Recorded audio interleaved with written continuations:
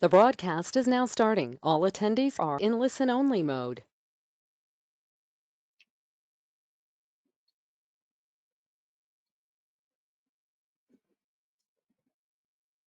Good morning, everyone. Welcome to today's webinar, Introduction to the Small Business Innovation Research Small Business Technology Transfer Program. I'm Rebecca Todd, your presenter this morning, and I work as Innovation Specialist for the Arkansas Small Business and Technology Development Center. We are taxpayer funded to provide confidential one-on-one consulting, training, and market research services for entrepreneurs and established companies across the state. We've been working in Arkansas for over 40 years and have 9 regional offices that allow us to help entrepreneurs and established companies. 2 more offices will open later this year, which will bring us up to 11 total. And most of our regions have at least one university-based center. Through our center's competitively awarded federal and state technology, or FAST awards, the ASBTDC is able to offer continued outreach through events like this webinar to share information about the Sbir and Sttr program for statewide and national audiences. We help entrepreneurs with each step of preparing and submitting small business innovation research, or SBIR, proposal applications, as well as state-level applications for supplemental technology commercialization funds.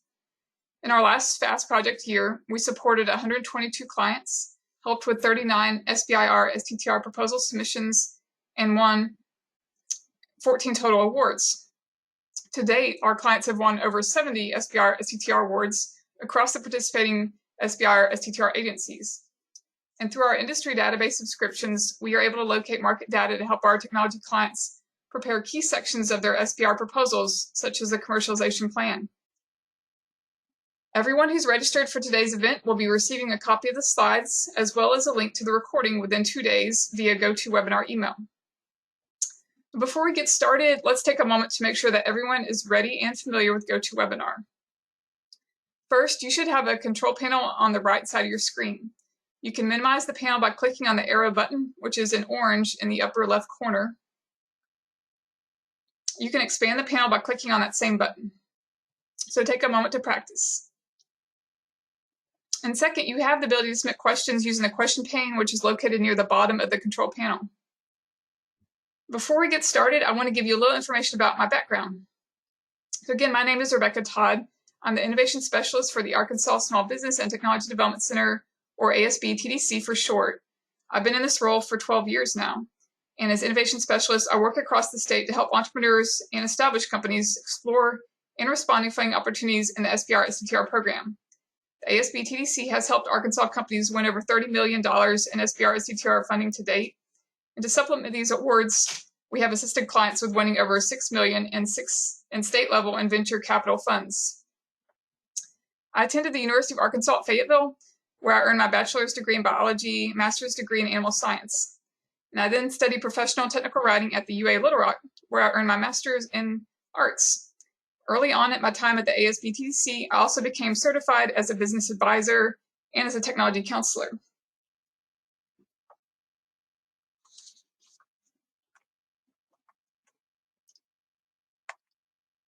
So this is an overview of what we'll be talking about today in our webinar.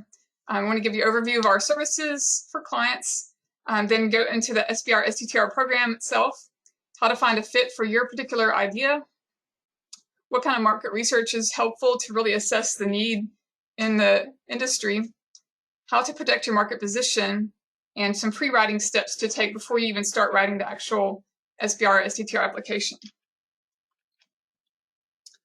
Every day, the Arkansas Small Business and Technology Development Center helps Arkansans take ideas and turn them into businesses.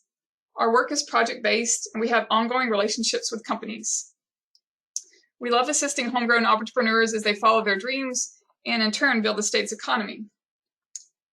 So as you can see, we currently have 9 centers in the state, and 2 are set to open later this year.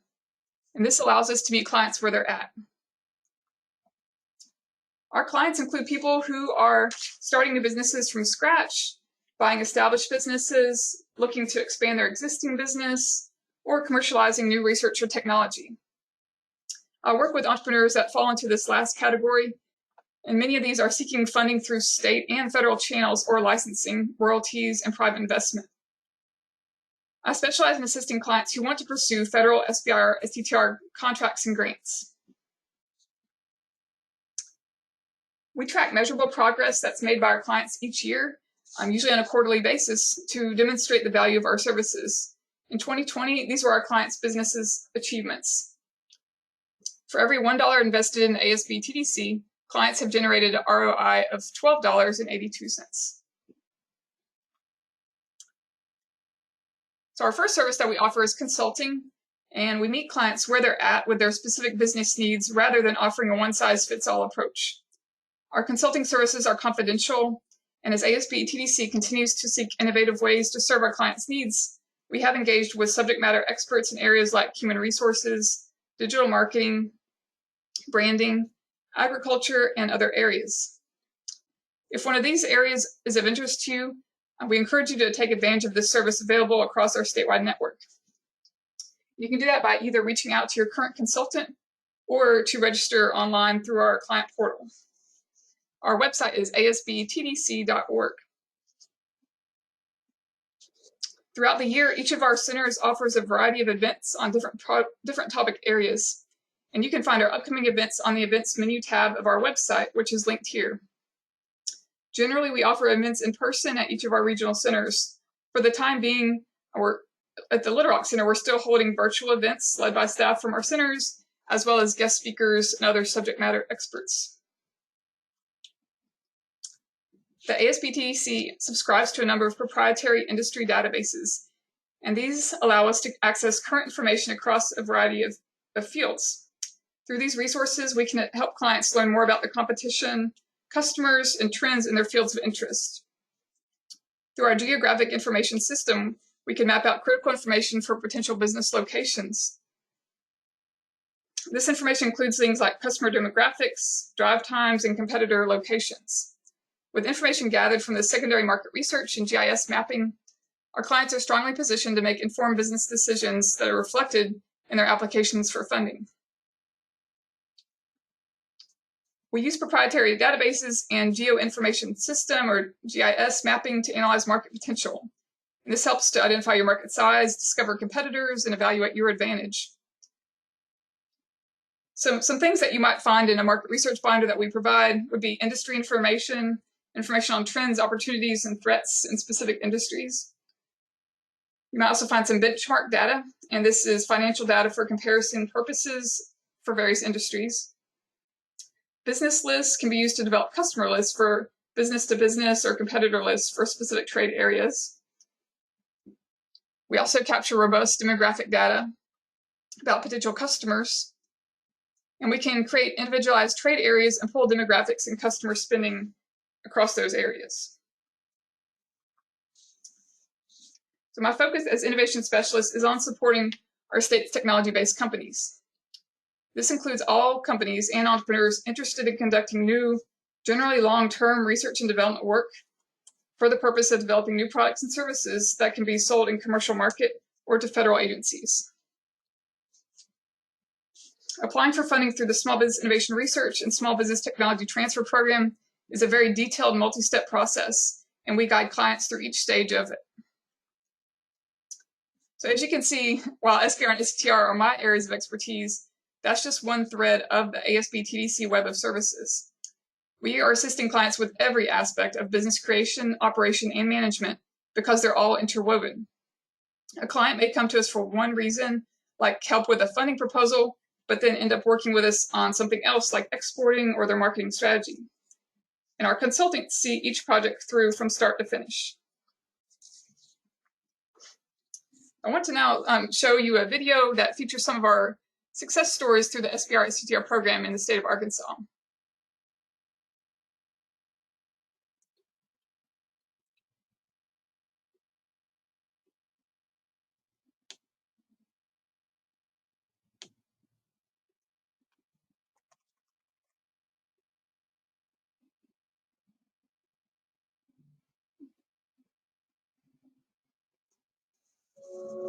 The valley of death that everyone talks about, it really is a valley of death. You have all these research technologies that never get out of the lab.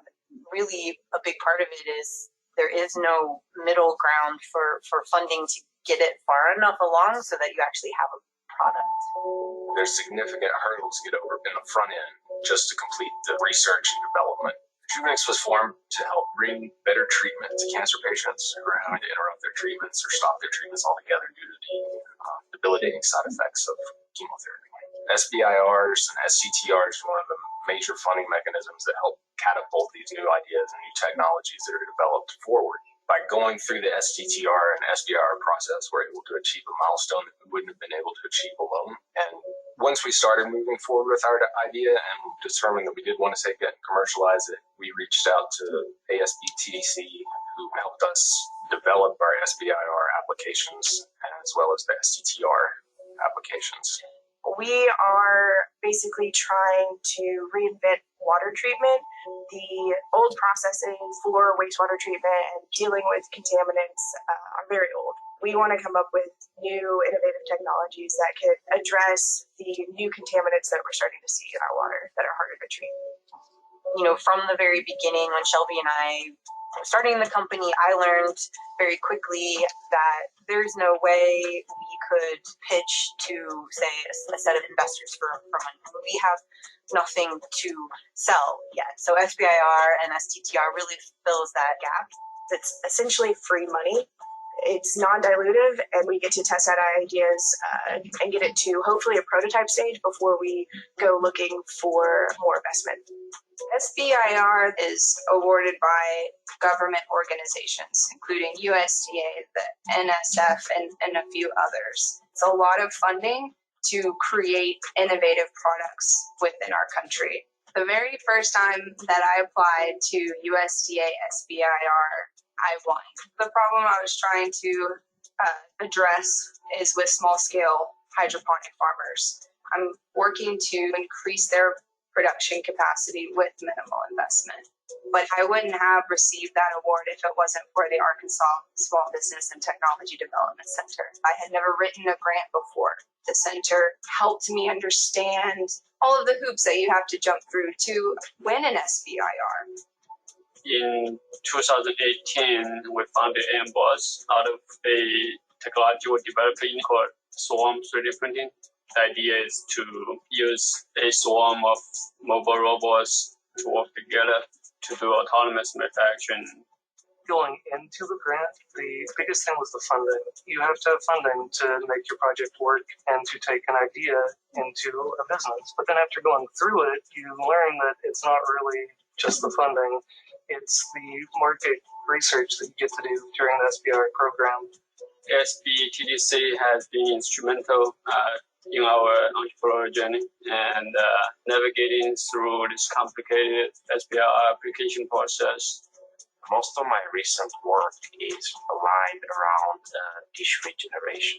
Under the funding from the Department of Defense, we have worked on developing solutions for bone regeneration for problems that currently do not really have real solutions. As you probably imagine, as a researcher, as a scientist, as a professor, I do not really know too much about business. So this is where ASBTDC comes into place, and basically they do pretty much all the things that I don't know how to do. They help with the SBIR process. They advise on how to submit an SBIR proposal. They even advise you on how to form a company. So it can go from very basic to very complex. So that's what makes them absolutely needed for people such as myself. The help and services provided by the ASBTDC has been incredible for us. Everything from those market research booklets that we get to be able to write our commercialization plan and to be able to write the market competition aspect of the proposal, we would not be able to do that without that kind of help. One of the great things our company found as we began working with ASBTDC was that you don't have to be in Little Rock. It's Arkansas small business. It's Arkansas economic development. These resources are available to you wherever you are. Ran into a member of the chamber in our local community of Perryville and was able to put him in touch with the ASBTDC to get assistance with some ideas that he's been working on. I just had an idea. I had this problem and this desire to solve a problem for hydroponic farmers, but that's all I had. I didn't have business experience. And so when I reached out to the Arkansas Small Business Technology Development Center, they really held my hand through this process, and it really helped me win.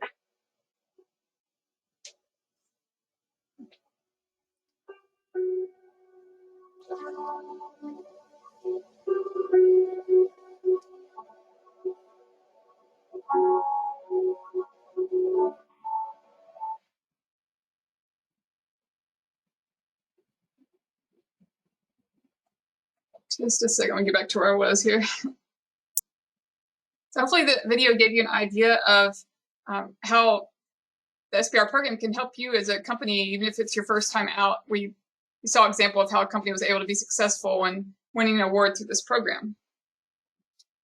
To date, our clients have won 74 awards through the Small Business Administration Research and Technology Transfer Program. So just to recap, in summary, ASBTDC is a results-driven, high-performing program, and we're committed to providing quality services that meet the needs of Arkansas entrepreneurs. Unique among Arkansas economic development organizations, we serve businesses that are from any county, any industry sector, and at any stage of development. So now let's go ahead and get into the Sbr STTR program a little bit. At $3.7 billion annually, this is the largest source of funds for innovative companies who are conducting research and development work beginning at proof of concept or feasibility stage. This is when you just have an idea, but you maybe haven't done any preliminary work. You don't have anything published or any kind of intellectual property secured. Just an idea is sufficient for starting. And these awards take the form of grants or contracts from the participating federal government agencies. Unlike other types of funds, these awards are non-dilutive, so the government's not trying to take any ownership of your product, and they don't require cost matches either. So there does need to be an alignment between your project idea and what the agencies are seeking to fund through this program. Each agency has their own unique mission, objectives, and so the research topics reflect those things. And you need to find an alignment between what you want to do in a project and what they are seeking to fund. Research topics are things that their staff have identified as critical need areas, either in the public market or internally as agencies. If it's a contract-based agency like Department of Defense or NASA, for example, initially they want to fund your work as your first customer. So federal agencies that have at least $100 million in their external research and development budgets are congressionally mandated to participate in the SBIR program. They set aside 3.2% of their external research and development budget. And of the 11 agencies in SBIR, the 5 largest of these have at least $1 billion in their external budgets. These agencies also participate in the Small Business Technology Transfer Program, and they reserve 0.45% of their external budget for this purpose. Initially, Sbr STTR research projects have high risk, which means that they have risk of failure. You might have to do an experiment in a new way if it doesn't work the first time. But at the same time, they have high potential payoff. So if the long-term efforts are successful, then the payoff could be huge in terms of significantly improved solutions for addressing critical market needs. The payoff for successful Sbr STTR projects also includes increased number of high-paid tech jobs and new business growth. Oversight for this program, it's provided by the Small Business Administration, or SBA. So the applicant company must meet the SBA's definition of a small business. This means the company needs to be primarily owned and operated by U.S. citizens or permanent residents. Companies are usually 500 or fewer employees. There can be some exceptions to that based on the industry area. Also, the company needs to employ someone called a principal investigator or PI. This is the person who will lead the company's research efforts. And for SBIR, the PI needs to be at least 51% employed by the small business at the time of the award. For STTR, most agencies don't require the PI to be primarily employed by the company. However, even in STTR, the PI does need to be qualified to oversee the work and devote a minimum percentage of time on the project. So I want to talk about some national success stories that all got their start through the Small Business Innovation Research and Technology Transfer Program. Qualcomm is the one at the top here, now the world's leading provider of wireless technology and services. If you have a cell phone, there's a good chance that you're using Qualcomm products every single day. This company began to grow in the 1980s, and SBIR funding allowed them to hire engineers and begin developing chips. Qualcomm was awarded $1.5 million in SBIR dollars from the National Science Foundation and the Department of Defense. and this allowed the company to reach the consumer application market. Symantec in the middle is the global leader in providing security, storage, and systems management solutions. When Symantec acquired Norton, Norton's sales tripled within a year. Symantec was actually the very first recipient of an SBIR grant in 1982 and was able to use SBIR funds to support its breakthrough product Q&A software that generated $50 million in sales. And finally, we have Irobot Corporation. Irobot designs and builds robots that make a difference. Irobot was founded in 1990 by Massachusetts Institute of Technology Roboticists with the vision of making practical robots a reality. The SBIR program contributed to more than $16 million in funding to develop robots that are now used in government, industry, and for consumer applications such as the Roomba. So I hope that these examples help to illustrate how powerful the SBIR program can be, helping a company grow from an innovative idea to a major industry player. There are a few goals of this program. I want to first start to say it's not meant to be a long-term funding source to sustain a business, but rather it's in helping companies to move all the way from the idea stage to commercial readiness level for new and needed innovations. It also offers a way to take advantage of small business and university partner expertise to address agency-identified critical need areas. As you probably know, oftentimes large industry players don't have the bandwidth or the interest to conduct the long-term research projects that are required to fully develop and vet new innovations for market. And so for this reason, large companies like Lockheed Martin are interested in collaborating with small businesses in the second phase of the Sbir Sttr program to develop innovations that support their missions and goals. This program is also intended to support economic growth across the nation, leading to more high-paying jobs. And one thing to keep in mind with this program is it does require the team to learn the language of business so that they can effectively communicate the value of their proposed technology to potential customers and partners and to begin building those professional relationships early. As you saw in the video, Dr. Alex Bierce of New Shores Biosciences mentioned that this was a challenge for him learning the language of business, but he's now very proficient at doing so, talking with customers and industry partners. That's something that you learn along the way. Scientists can be excellent business people, especially since they have that passion behind what they're doing. So it's just a matter of learning that new language, essentially. So there are a few types of research and activity that Sbir and Sttr isn't intended to fund. Basic research refers to traditional academic projects where the outcomes are shared primarily within the academic community, usually through journal publications, scientific conferences, for example. But in these cases, there's not usually a push to move the innovation to market, rather just to prove scientific hypotheses through incremental research and development. Most agencies in the Sbir Sttr program support development of disruptive technologies that offer groundbreaking solutions with potential to create new industries. There's little interest in non-disruptive technologies that rely on incremental improvements to established technologies. Although Sbir funding can be used to support low-rate initial manufacturing, especially in phase 2, if the company is ready for full-scale manufacturing, then they are likely in a growth stage beyond the realm of Sbir Sttr. This program became a piece of congressional legislation in 1982 through the Small Business Innovation Development Act. And when this occurred, it was possible to then award federal research grants to small businesses to support federal research and development needs. As I mentioned before, the SBIR agencies, which there are 11, all required to set aside 3.2% of their external research and development budget for the program. The STTR set aside is 0.45%. SBIR must be periodically reauthorized by U.S. Congress.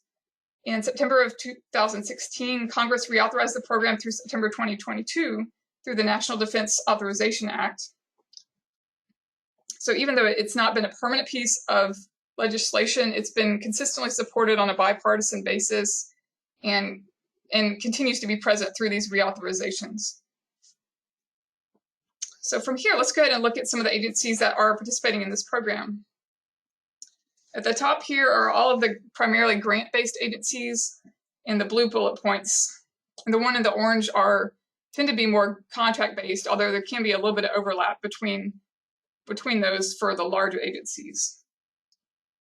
Some distinctions between grant-based and contract-based agencies to know. The grant agencies tend to have more broad research topics. They want to meet the needs of the general public rather than of their internal agency. So, for example, the Health and Human Services, HHS, might be interested in treatments for cancer. Department of Defense and NASA are contract agencies that tend to have very narrowly scoped topics to address their internal needs. For example, they might be looking for a design of a component for a military vehicle. They could be looking for a certain type of infrared camera to detect biological aerosols. The contract agencies can and often do engage phase 2 and sometimes phase 1 awardees in sole source contract agreements. And this allows them to continue to fund the business and its partners to develop the technology needed for internal agency use until that need is met. The company can then sell to customers in the commercial market. So now let's move on into some of the roles for these SBR projects. I mentioned before there's the lead researcher called the principal investigator. This person needs to be at least 51% employed with the company at the time of award, which means that at the time of application, that doesn't have to be the case. They can still work at another job elsewhere, but need to be ready to move into primarily a company employment basis if they are selected for an award. This is the person that oversees the entire project and reports back to the funding agency on progress that's made. With the SBIR program, you can only outsource a limited amount of funds. This is a 1/3, 33% of the total effort that can go to partners, which can include universities, laboratories, other businesses. When you go into the second phase, you have more outsourcing possible, which is usually 50%.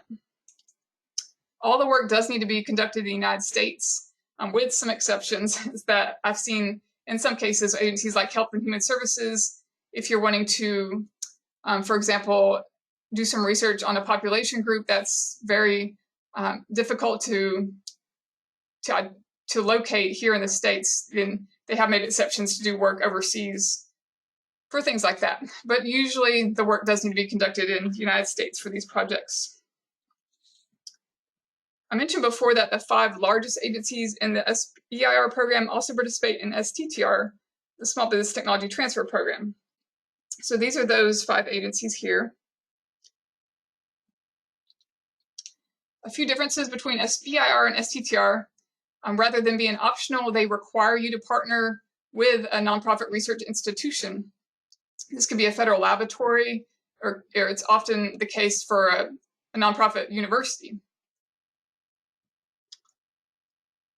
In these cases, the business needs to perform at least 40% of the work on the project as measured by the budget, and the institution partner at least 30%, although you can outsource up to 60% to one or more partners with STTR, which can be very attractive if the company really needs to leverage the talent, resources, and facilities that can be found at a nonprofit research institution. They do need to sign something called a Cooperative Research Agreement to outline expectations regarding how the intellectual property will be shared, and eventually, once you hit commercial market, how the royalties will be shared as well. In the STTR program, the PI, principal investigator, can be employed outside of the business. So usually they can have a full-time job elsewhere and still serve in that role. One exception, though, is the National Science Foundation. The NSF still wants the PI to be primarily employed by the company, even with STTR. This helps to demonstrate to them the commitment that that person has to the long-term sustainable success of the company. So now let's get into how it works. I mentioned before that these awards take the form of grants or contracts. Phase 1 is usually proof of concept feasibility work, where you have an idea but very little or no preliminary studies, and you're trying to do the minimum amount of work necessary to show early stage success of your product, service, whatever it might be. Phase 2, this is where you have more time and money available to do extensive prototype development, testing. Usually you can work more closely with your customers to ensure that your technology works as you intend it to in their actual environmental conditions. So phase 1, the award size really ranges a bit. It really depends on how much the agency has in their budget. So the smaller agencies, it's more like 100,000, and 250,000 is common for the larger agencies. These projects are 6 to 12 months in length. On phase 2, it's 400,000 to $1 million+ and the project's usually 2 years. There isn't really a phase 3 that's SBR, STTR dollars per se, but if you get to the end of phase 2 and you're working with a contract agency, you can enter in something called a sole source contract agreement with the agency and continue to sell to them until they have that internal agency need met. You then have the right to go out to the private sector and continue to sell there as well. Some agencies also offer phase 1 and 2 supplemental funds, which really help to bridge that valley of death that Dr. Greenlee spoke about in the video, where sometimes you just need more money to keep the momentum going on the research project after the phase 1 concludes and you're waiting for phase 2 dollars to come in.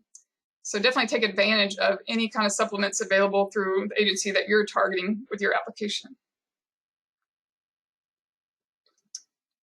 So these awards, once you win a phase 1, you satisfy something called fair and open competition, which means essentially that you don't have to compete with any other companies to for an agency to continue putting money into your company for the solution.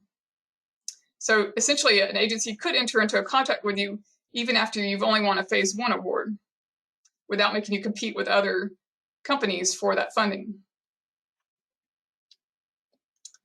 This is a very competitive program. You're competing with companies all across the nation, including, of course, the Silicon Valley and those areas that have historically lots of resources and great track records. So rates of success, usually about 20 to 25% average, but I like to put this full range because it really varies by agency and it varies some by year as well. Of course, that doesn't mean you can't win your first time out. It's just something to be mindful of, that it is competitive. Phase 2, the odds of winning go up quite a bit, 30 to 50%.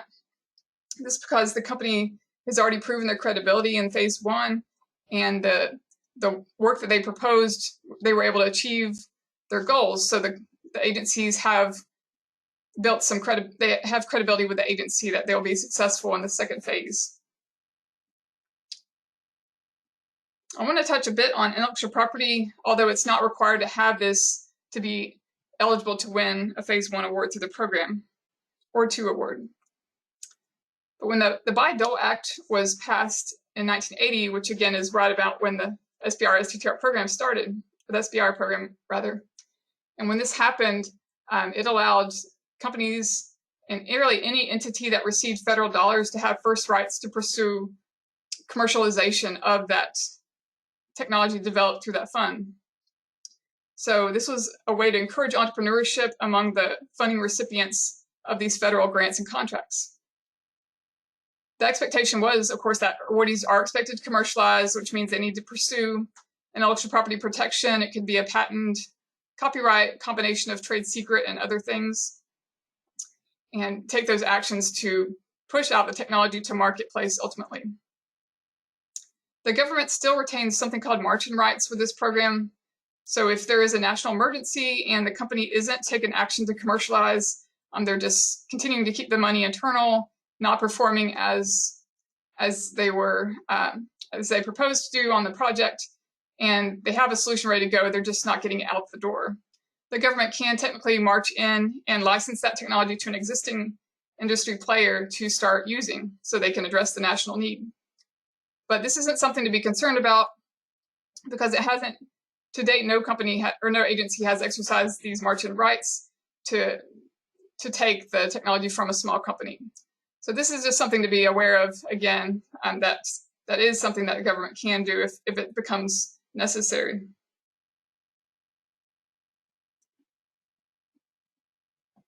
So we are on our first to file patent system, which means that once a company gathers enough data to be able to make sufficient claims that would protect their technology from being readily copied by others in the market, this would be a good time to go ahead and file the patent. This saves your place in line, essentially, for when you claim this idea as your own. You still have to be active to make sure others aren't trying to copycat what you're doing, but this makes it illegal for others to just do that without working with you to license the technology in some form or fashion. There does need to be a plan on how you intend to protect your intellectual property present in your proposal, especially in phase 2. So even if you don't have anything yet, you need to be able to think about what form would make the most sense for your solution, and what actions are you going to take to make sure you're protected by the time you enter the market with your product or service.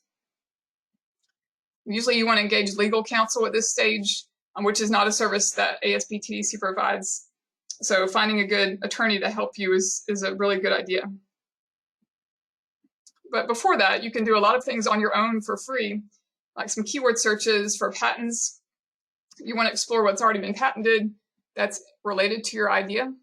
You also want to look at Sbir and Sttr awards and see what's already been funded through the program that's related to what you're doing, but maybe just isn't public knowledge because it hasn't been patented yet. So you want to know what's coming down the pipeline for sure. Which brings us to market research, and we'll talk a little bit about how to get started on these searches of awards as part of this topic. So first, I usually recommend that companies look at closed research topics. And the reason you want to look at the ones that are closed rather than currently open is because each of these agencies are on their own unique funding cycles. So they're not all open all the time. But if you look at closed topics, you're not going to leave any of the agencies out when you start searching to see what they're interested in funding. So what you want to do is start at sbr.gov, the official government site for this program, and go to the funding drop-down menu. And from there, you select topic areas. And from there, go to closed topics.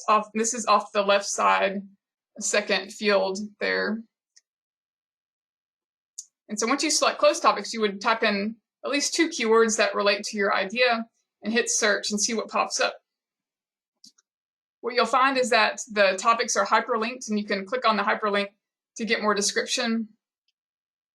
And you can find out what agencies are interested and track all of that on a spreadsheet. We have a template you can use, or you can, of course, make your own. But I strongly suggest that you track what you're finding as you go through these searches. Be a great reference point later on. This is how we lay out our findings spreadsheet for searching closed topics. You also want to search prior awards to see what's coming down the pipeline that could be related to what you're doing. When you search the prior awards, your goal is to see that there's nothing duplicative of your idea that's already gotten funding through the program. And there's nothing that's so similar in terms of the outcomes that the agency might consider that to be not worthy of additional funds, especially if it's a company that's already moved to the phase 2 stage with their dollars.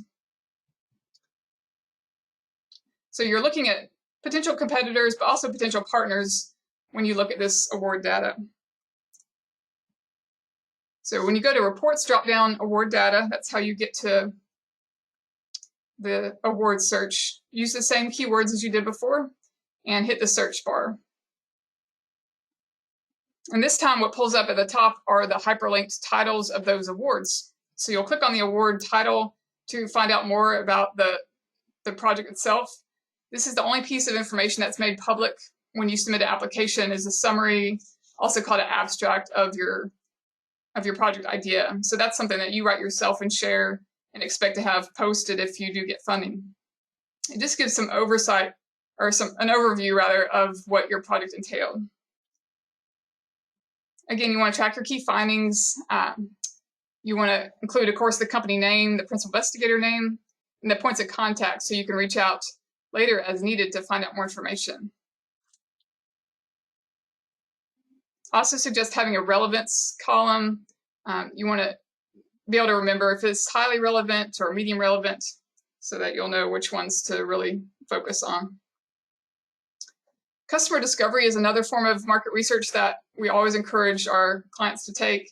This is when you actually get out there and talk with potential customers to find out limitations, benefits of their current solutions, what are their day-to-day challenges,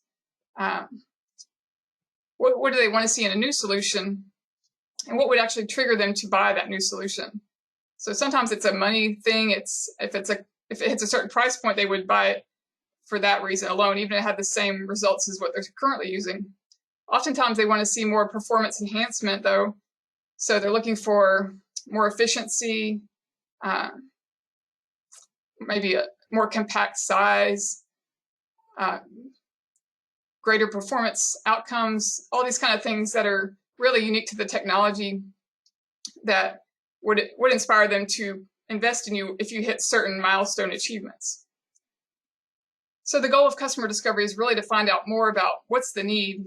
It might not align exactly with what you thought when you started coming up with your idea. So you need to be flexible and able to adjust your original concept to fit the actual need, and to find out what these trigger points are for your customers. And I would suggest always keeping in touch with them. This isn't just a one-time conversation, because you're wanting to build these relationships. Ideally, you can get letters of support from them to include in your applications to show that there is a clear pathway to market if you're successful in building this new technology. And then you want to actually work with your customers, especially in phase 2, to make sure the technology really meets their needs with all the variables of their environment and their day-to-day working life. As you heard about several times now, ASBTDC offers market research that's secondary. So we do a lot of searches through our databases and advanced online searches as well, and can pull the most relevant findings for each of our clients in these binders that we share with them and go over the contents to make sure it meets their needs. A few other things before you write that I want to go over, and these are not always the most fun things, but they're essential to get properly set up before you start getting into the crafting of your story. So first, you want to register your company. Things like getting your company numbers is important. This, to some extent, you'll get some of these when you register as a company in your state. The employee identification number, for example, comes to the Internal Revenue Service. Then you want to also have a Dun & Bradstreet number, or DMB. I should add, these are all free and online, so you can do all these without having to pay any third party, although you might start getting some scammers that will email you and call you once you start doing these. And just know that these should not have any associated cost or require you to get assistance from any groups that claim that you do need their help. Federal registrations would be the next step after getting your company registered in the state. So I've listed these in what's often sequential order, depending on what agency you're looking at.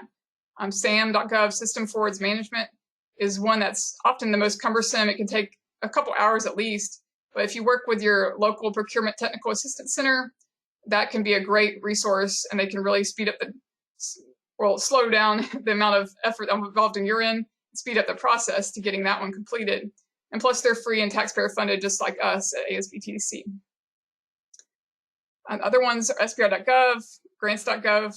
If you're looking at National Science Foundation, there's research.gov, and ERA Commons with Health and Human Services. I would say that most of these aren't especially cumbersome. It's just taking the time to do them and allowing the processing time to happen. That can take longer than actually completing them. So you want to do this early in the process, not wait till a week before the application's due to start these registrations.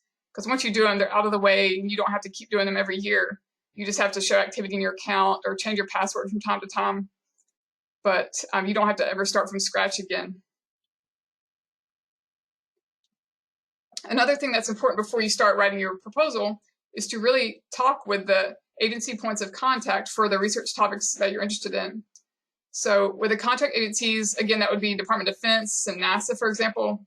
They usually have references listed underneath each of their research topics, which are kind of like clues to find out what they consider to be key things to cover in your application. So you want to read through those references, see if you have any technical questions about them. And then if you do, that's the kind of information that they can talk with you about.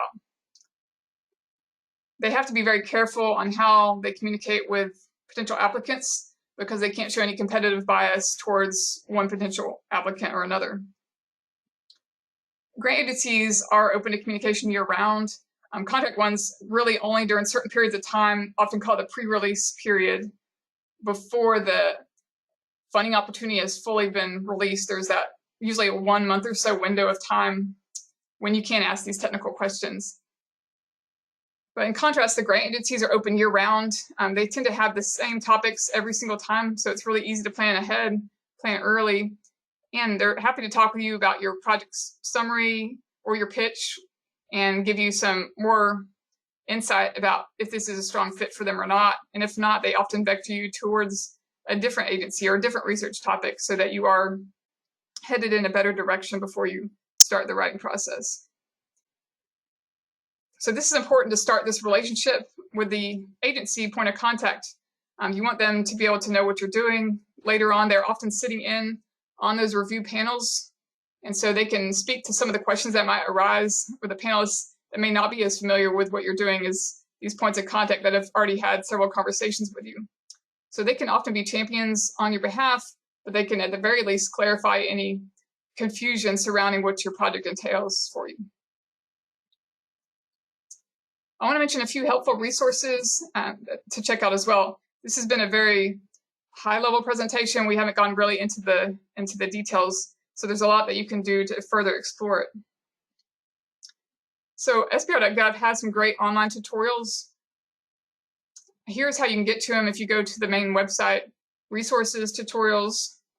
You'll see they have 18 courses in 3 formats, depending on what kind of learner you are. These are self-paced, topic-specific, and I would always say to start with the program basics, and that's the one that's going to give you the ground level view of this program. In the state of Arkansas, there's also some supplemental funds to check out, and these are through the Arkansas Economic Development Commission, or AEDC. We have the Technology Transfer Assistance Grant, which is often used kind of as a phase 0 equivalent, where you could get a subject matter expert or an independent consultant to work with you to be very hands-on with the proposal writing process. Oftentimes you can work with someone that's actually won these awards for their own companies, so they have that unique perspective of an awardee company and can lend that to your effort. And you can still collaborate with our center as well. There's also the Technology Development Program, and this is funding that will help move your technology from laboratory or field to market. It's very focused on helping to bridge gaps in between other types of funding that the company is pursuing. So oftentimes this is a good fit for an SBR awardee company that's won a phase 1, but still waiting for that phase 2, hasn't started on the phase 2, whatever the case is, they're in some kind of a holding pattern, and it can help them get to the next step of that process with their team. Awards are usually $50,000 to $100,000 for the Technology Development Program. The Seed Capital Investment Program is essentially working capital. The awards up to $500,000 for this program. We also have a matching grant that was set up in 2017 here, and so that will allow the state to match up to 50%. Well, it's for the phase 1, it can match up to a certain level there, and phase 2, it can be $100,000. Tax incentives or other things that are offered through the AEDC. I'm sorry, the phase 1 matching grants is generally $50,000 award. So we also have a Lab to Launch newsletter that goes out every month and features success stories in the state. We also feature upcoming opportunities to the SBR CTR program, new programs that are coming up, training events, and more. So feel free to sign up for our newsletter list. We have an accelerator that's kicking off next month, so just about a week from now. That's still open to applications through the end of this week. So if you are based in Arkansas, please check it out. And this is a great opportunity to learn from others in the same boat as you as a brand new phase 1 applicant to the USDA program. The participants in these programs learn a lot from each other as well as from our staff, so it's a neat opportunity to have that learning community that can work with you as you go through this process together. And that's everything that I wanted to cover for this presentation. Here's how you can reach me if you're based in Arkansas and looking for some assistance. Feel free to call or email me. Check us out on our website, ASBTDC.org. We're also active on social media. With that, I'm going to go ahead and close out on the presentation side, but open it up to questions. Just a reminder, you can submit questions through the question pane of the control panel. And thank you everyone for joining today. I hope this was helpful. I want to go ahead and stop the recording here in case for some of those that might have to leave. We'll go ahead and end this here. All right. And the first question asks, can we see what projects are the agencies looking for? Yes, so that's the same thing as doing a topic search. When you go to sbr.gov and search funding closed topics, this is where you can see what research topics are of interest to the agencies.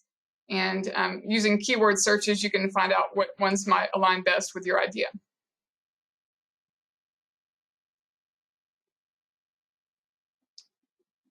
While I'm waiting for some other questions to come in, I want to mention tomorrow we're hosting a half-day event that's focused on how to prepare a cost proposal or budget for a phase 1 application.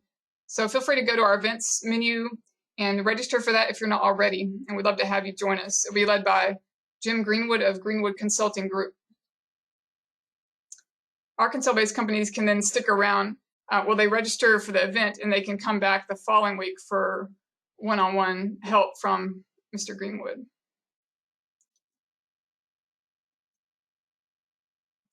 Our next person asked, is the lab to launch USDA cohort only for Arkansas residents? And that's correct. The ASBTDC can only work with Arkansas entities or those that are planning to relocate here in the near future. Our next person asked, through Sbir and Sttr, can the PI and research team include a salary as part of the funding budget? That's a great question. So it's the way you would do that, not as a full salary per se, but you would convert your salary into hours and estimate how many project hours would be required for the PI and each member of that research team. And you can budget for that and request that the grant or contract cover those hours for your team members.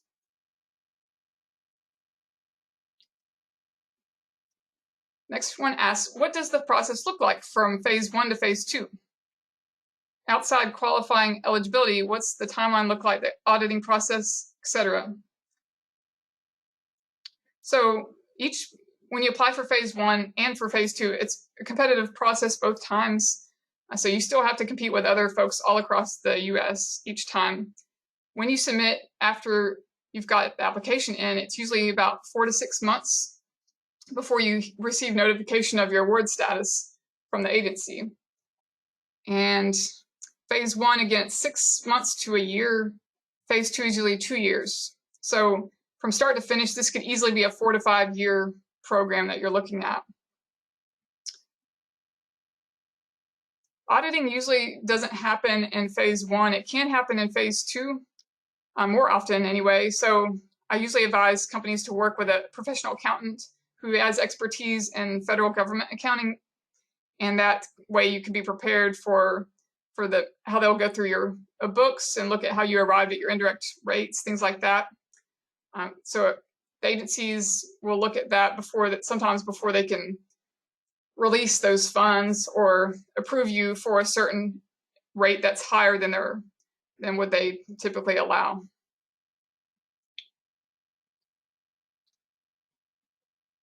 But when you're applying for phase 1 and phase 2, generally you can handle the budget preparation for these project proposals. That part you can do with your local Small Business Development Center, Small Business Technology Development Center. But when it comes to getting ready for audits, definitely engage an accountant for those kind of things. The next question asks, will there be an interview process to review applications? No, it's not going to be an interview. We're reviewing applications at the very start of next week, and we'll just reach out to you if you're selected to join and let you know if you weren't selected. Even if you weren't selected, you can, of course, continue to work with us one-on-one. You just wouldn't be part of this community of folks that are all going through the same process. Next question asks, what kind of qualifications does a PI need to have? That is a good question, and it really depends on what project scope of work looks like. So things that they don't need to have are degrees, advanced degrees necessarily, don't have to be a PhD. They do need to be technically capable of overseeing project scopes of work. So if it's a project involving computer software, they need to have that background in computer software, especially in the certain types of programs maybe that are outlined in your project that are going to be investigated. They also need to be able to, in the case of SBIR, need to be able to work primarily with the company during that performance period. So for phase one, that person needs to be able to work just primarily with the business for 6 to 12 months, not have another full-time job elsewhere. So those are the very basic things. Everything else really could vary depending on what the work looks like for the project. But they're really just wanting to make sure that person appears to be qualified and competent to lead the work. The Health and Human Services, or NIH, they often do see a lot of the PIs have these advanced degrees just because of the nature of it being more life science oriented and involving medical type of implications. But I would say for most agencies, it's more common that they aren't concerned as much with that piece of things. Definitely not a requirement.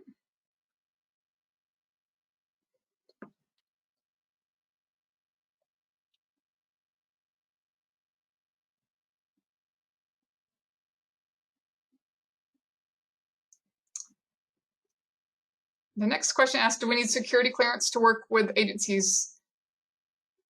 Not in terms of submitting these applications, you don't. If you end up doing some kind of partnership that involves a defense laboratory or facility, you could need some kind of clearance to enter that facility to do some of this work, but not to just submit your application. I haven't really seen that come up with anyone I've worked with, so don't think that's usually a big hurdle.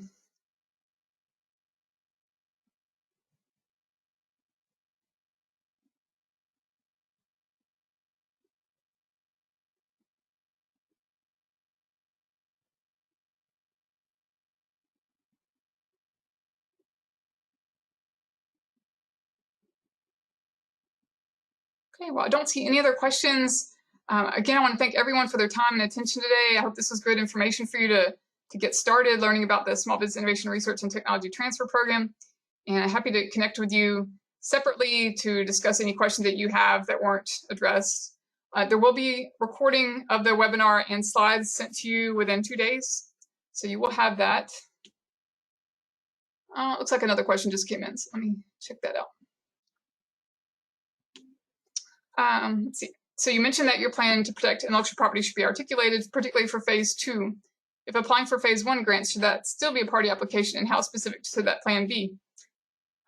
It's usually not a big part of the phase 1. The only area where you might have at least a little bit of coverage, from a couple paragraphs or so, would be the commercialization plan section. And a lot of phase 1 applications still require 3 to 4 pages or so. That would be a component of the fuller discussion, but it's not something that you need to be able to talk about at length. It's more just an element of how you expect to be successful long-term with your commercialization. That this would be something that would be patentable or trade secret, whatever it might be, but you don't have to already know who your attorney is or know when you plan to file things. That's not necessary for a phase 1. Phase 2, they do want a little bit more of a plan that you've thought that far ahead. But phase 1 primarily focused on the work plan itself, the research and development strategy that you have. And the next part of this question asks, do agencies prefer to see that you've already applied for a provisional patent for the general process or design you're intending to finalize during the grant period? No, I wouldn't say that provisional patent's going to be a big check mark necessarily for you on a phase 1 application. Plus, it's really essentially a placeholder versus being a permanent thing. So I wouldn't feel pressure to file if you're not actually ready with the claims yet to make a full patent. I would wait usually till phase 2 is more common to see companies do this if they're very early with their research work.